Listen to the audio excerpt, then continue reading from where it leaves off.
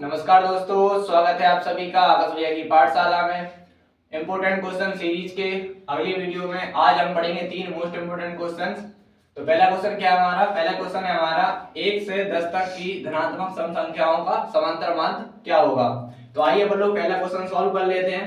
इसमें पूछा गया समांतर माध्य, इसमें कहां से कहां तक? इसमें पूछा गया 1 से 10 तक। तो हमें इसमें 1 से लेकर 10 तक सम संख्याओं का क्या निकालना है? समांतर मान निकालना है। तो 1 से 10 के बीच में कौन सी संख्या होती है? तो हम देख सकते हैं 1 से 10 के बीच में कौन कितनी संख्या आएंगी। तो सब में पहली सम संख्या होती है 2, 4, 2, 4, 6, 8। तो ये क्या होती है हमारी? ये होती है हमारी सम संख्या। अब हम इसमें 10 क्यों नहीं लेंगे? क्योंकि उसमें कहा गया है कि 10 तक लेना है। तो हमें 2, 4, 6, 8। तो इसमें क्या लिखेंगे? हम लिखेंगे समांतर माध्य। क्या लिखेंगे? हम यहाँ पर लिखेंगे समांतर माध्य।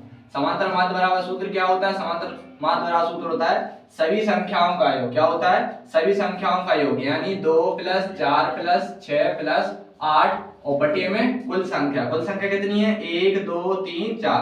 तो बटे में आ जाएगा हमारा 4। इसको हम जोड़ देंगे 6, 4, 10, 8, 2, 10। तो कितना आ जाएगा? ये आ जाएगा हमारा 10 और 10 20, 20 बटे 4।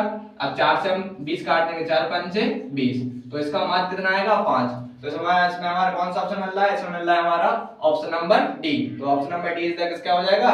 Right answer. ठीक है। तो आइए अब दूसरे क्वेश्चन में क्या बोला गया है।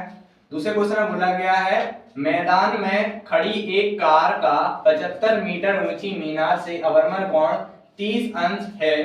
मीनार के आधार से कार की दूरी ज्ञात कीजिए। तो इसमें क्या है? हमारे पास एक मैदान है, हमने मान लिया हमारे पास एक मैदान है।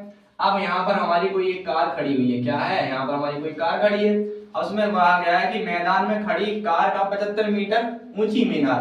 तो मान लेते हैं कि हमारी यहाँ पर एक क्या है? 75 मीटर एक ऊंची क्या है? हमारी मीनार है। 75 मीटर ऊंची हमारी मीनार होगी। ठीक है। अब उसमें कह रहा है कि मैदान में खड़ी एक कार का 75 मीटर ऊंची मीनार से अवनमन कोण बोला गया। तो अवनमन क्या होता है? ऊपर से नीचे की ओर देखने पर। कहाँ क्या होता है? ऊपर से नीचे की ओर। ठीक है। तो ऊपर की नीचे की ओर, तो इसमें क्या होता है? यहाँ पर हम अवनमन कोण मानते हैं। ठीक है। तो यहाँ पर जितना कोण बनेगा उतना ही क्या होगा? यहाँ पर कितना कोण बनना है? 30 डिग्री। तो अवनमन कोण यहाँ पर 30 डिग्री बनेगा। तो 30 डिग्री कहाँ पर बनेगा? यहाँ पर बनेगा। ठीक है। अब उसमें बोला क्या गया है कि मीनार के आधार से, तो ये हमारा मीनार है। अब उन्हें बोला गया मीनार के आधार मतलब क्या होता है? नीचे का हिस्सा। तो मीनार के आधार से कार की दूरी ज्ञात करनी है, यानी हमें यहाँ से इस जो हमारी यहाँ पे जो हमारी कार है, इस कार की दूरी हमें क्या करनी है? फाइंड आउट करनी है, निकालनी है। तो हम यहाँ पे मान लेते हैं, हमने यहाँ पे ए मान लिया, बी मान लिया, यहाँ सी मान लिया। और यहाँ पर क्या लंब होता है, इसमें क्या होता है? ये हमारा समकोण त्रिभुज रहता है।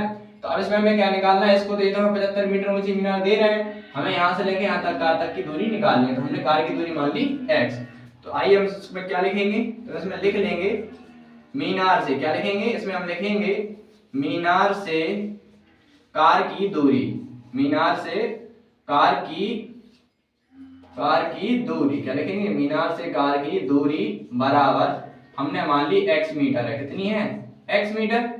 तो अब इसमें देखो हमारे पास आधार दे रहा है और लंब दे रहा है। तो आधार जब लंब देंगे तो कौन सा कोण लेते हैं? हम लेते हैं tan थीटा। क्या लेते हैं? tan theta. अब थीटा की वैल्यू दे रहे हैं हमें 30 अंश, तो tan 30 अंश बराबर क्या लेंगे? लंब बटे आधार। तो लंब इसमें क्या है? लंब इसमें हमारा 75 मीटर और आधार क्या माना था हमने? x।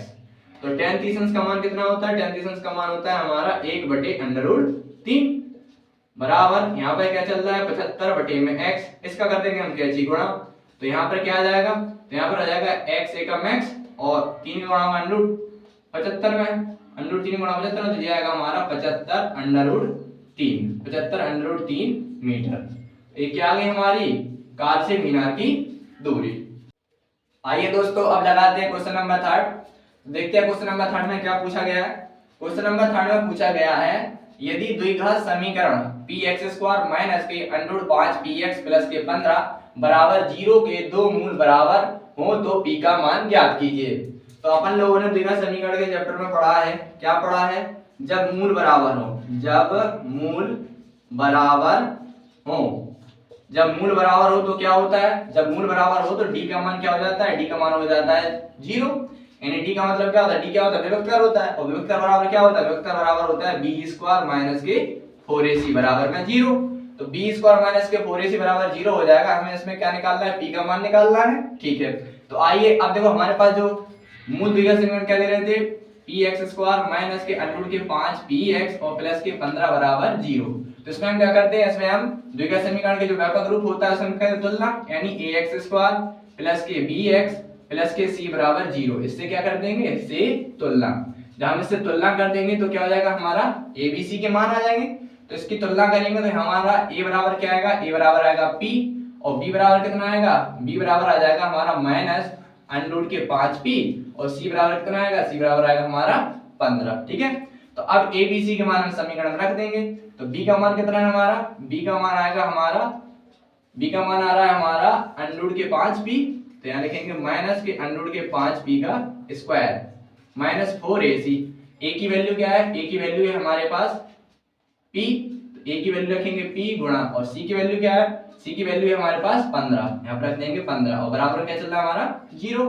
तो अंडर 5p का स्क्वायर करेंगे तो क्या माइनस माइनस प्लस हो जाएगा, अंडर 5 गुणा 5 5, ये आ जाएगा हमारा 5p स्क्वायर माइनस ये कितना आएगा, ये आ जाएगा हमारा 15 को 60, तो ये आएगा हमारा 60p बराबर में 0।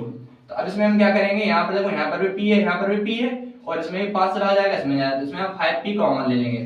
तो 5p कॉमन ले लेंगे तो यहाँ पर 5 से 5 कट जाएगा, डबल p स्क्वायर है तो सिंगल p बचेगा माइनस, और 5 से काटेंगे 60, 12 पंचे 60, 12 बार में कट जाएगा बराबर में 0।